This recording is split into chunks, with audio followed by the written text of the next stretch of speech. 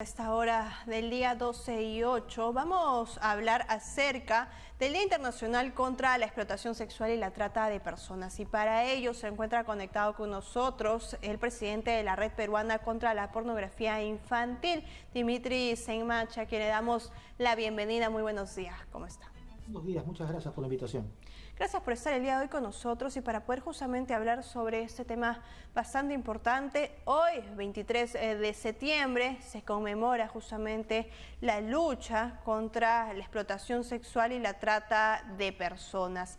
Esto en nuestro país, ¿cómo lo podemos terminar aterrizando? Porque si bien es cierto, se ha reportado en las últimas estadísticas que por lo menos se denuncian 15 casos al día en lo que respecta a la trata de personas. A ver, como usted bien lo dice, en principio tendríamos que explicarle a la población que cuando hablamos del delito de trata de personas, hablamos del delito de explotación del ser humano en cualquiera de sus formas, sea explotación sexual, sea el tráfico de órganos o tejidos humanos o la esclavitud, ¿no? La servidumbre, la esclavitud, el trabajo laboral, la explotación del trabajo laboral. Entonces, la explotación de cualquier forma del ser humano se circunscribe en el delito de trata de personas previsto en el artículo 129A y B del Código Penal. En el A se describe el delito base y en la B el tema de las agravantes. A ver, normalmente las organizaciones de trata de personas son organizaciones vinculadas al crimen organizado, transnacional, porque muchos de ellos lo que hacen es captar, trasladar, acoger a las víctimas, ya sea por trata interna, es decir, la trasladan desde el interior del país hacia otras zonas para ser explotadas, o las traen fuera de otros países hacia el país, o al revés, del país hacia otros países, donde estamos hablando de trata internacional. Entonces, estas organizaciones tienen una serie de conexiones con el crimen organizado, son parte del crimen organizado. Entonces, cada una de ellas realiza distintas actividades, es decir, desde el acoger, el trasladar, el transportar, el vigilar a estas víctimas, como también la ejecución de la explotación como tal, con fines de tener ganancias, ¿no? Entonces, lo que tiene que hacer el Estado es, en principio, entender claramente cómo se desarrolla el delito. Es un delito que genera mucho dinero a estas organizaciones criminales. El delito de trata de personas es comparable con el delito del narcotráfico y el delito de tráfico de armas en relación a la cantidad de dinero que le generan a estas organizaciones criminales. Por lo tanto, no es un delito fácil de enfrentar porque quienes están detrás no van a dejarlo de estar porque les genera mucho dinero.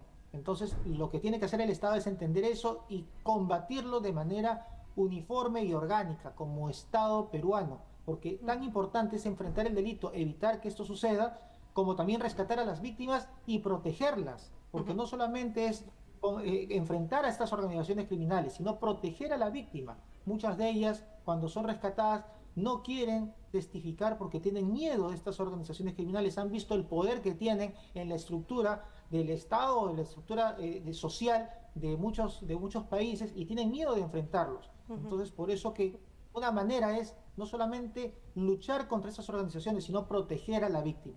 ¿Y por qué las mujeres terminan siendo más vulnerables? Porque según lo que se ha detallado, el 85% de las víctimas en nuestro país terminan siendo mujeres.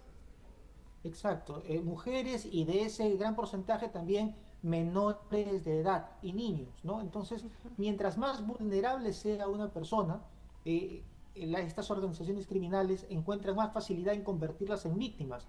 Muchas de estas mujeres están desempleadas, están a la búsqueda de un empleo y caen en esta suerte de organizaciones que les ofrecen trasladarlas a otros lugares donde les van a dar facilidades para que ellas puedan trabajar, para que puedan sostener a sus familias, pero en realidad todo esto es un maquillaje para lograr que ellas caigan en estas redes de explotación laboral o sexual.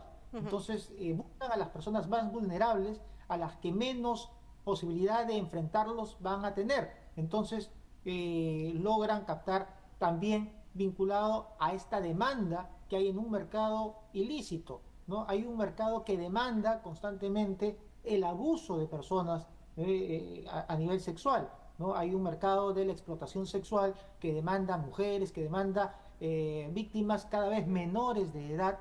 Y entonces estas organizaciones buscan tratar de cumplirle a este mercado ofreciendo a estas víctimas, ¿no? Ahora, justamente bajo ese marco, ¿cómo es que influye la falta de políticas claras, de inacción por parte del Estado en el ámbito económico para repercutir en que el 72% de estas víctimas haya terminado siendo captadas por falsas promesas de trabajo, falsas ofertas justamente de trabajo, y muchas de ellas terminan cayendo en la explotación sexual y laboral? Como bien usted lo dice, estas situaciones, como otras, por ejemplo, la situación de guerra, la situación de conflictos, la situación de violencia, hacen que las personas busquen supervivir, sobrevivir a estas situaciones y buscan alguna alternativa. Muchas personas están totalmente convencidas de que la única manera de enfrentar la falta de acceso a un empleo es trasladándose a otros espacios, buscando empleo fuera de su lugar de residencia, y entonces por eso migran. Y como no es fácil migrar, aparecen estas organizaciones que le ofrecen no solamente la posibilidad de trabajo, sino les facilitan, entre comillas, el ingreso ilícito a otros países con documentos o papeles o sin papeles, ¿no? Y es así como estas personas terminan cayendo en estas organizaciones criminales, que al final lo único que hacían es ofrecerle una alternativa, pero lo que van a buscar es la explotación de estas personas. Entonces, es indudable que la situación de falta de empleo, la crisis económica, es un motor para que más personas terminen cayendo en esta suerte de organizaciones criminales, ¿no? Y sean víctimas. Normalmente las situaciones de conflicto, de crisis, generan una mayor movilización y muchas veces estas personas se ven más fáciles de ser captadas por estas organizaciones criminales. Sin embargo, hay países en Europa que tienen resueltos sus problemas económicos y sin embargo también existen víctimas de trata de personas. O sea, no solamente es una situación que es exclusiva de aquellos países que sufren o tienen problemas económicos o crisis o violencia, sino hay países que tienen ya resuelto su sistema económico y sin embargo también generan espacios para la explotación, porque finalmente lo que acá tenemos que resaltar es que el mercado criminal, la demanda de este mercado criminal va a mover esta suerte de engranaje de estas organizaciones criminales. Si hay mayor demanda del abuso sexual, estas organizaciones van a querer brindar ese servicio a esta suerte de mercado.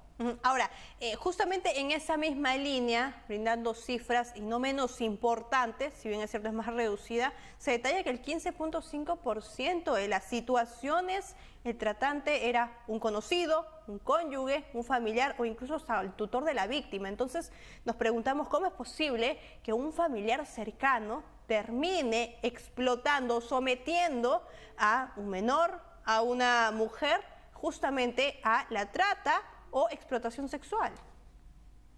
Bueno, en realidad el parámetro o la característica del agresor puede variar.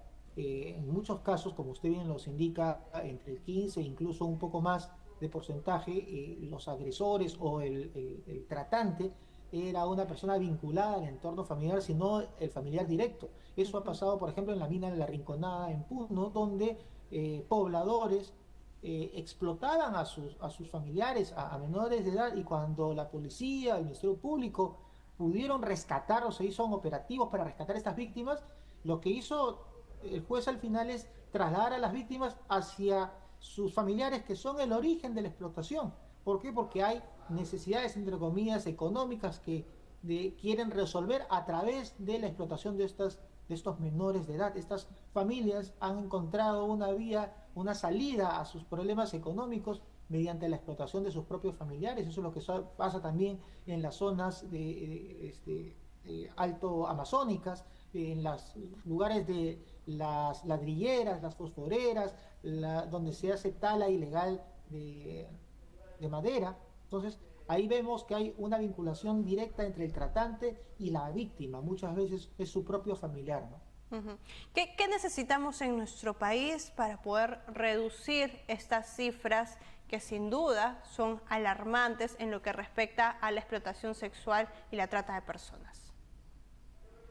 Yo creo que lo más importante es actuar como Estado. Actuar como Estado es dejar a un lado las políticas de gobierno, las políticas aisladas o inconexas de un sector, sino trabajar todos en equipo. Cuando hablamos del Estado, y se le enseña a los chicos en los colegios, el Estado peruano está formado por tres poderes: ejecutivo, legislativo y judicial, y todos los organismos constitucionalmente autónomos.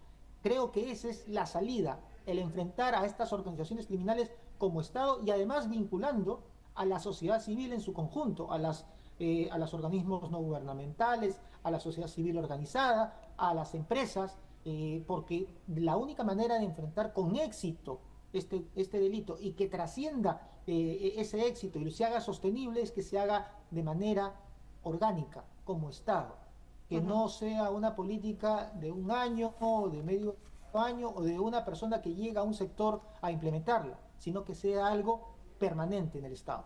Por supuesto. Bien, le agradezco por estar el día de hoy con nosotros en el marco de la conmemoración de esta lucha tan importante. No, gracias a ustedes.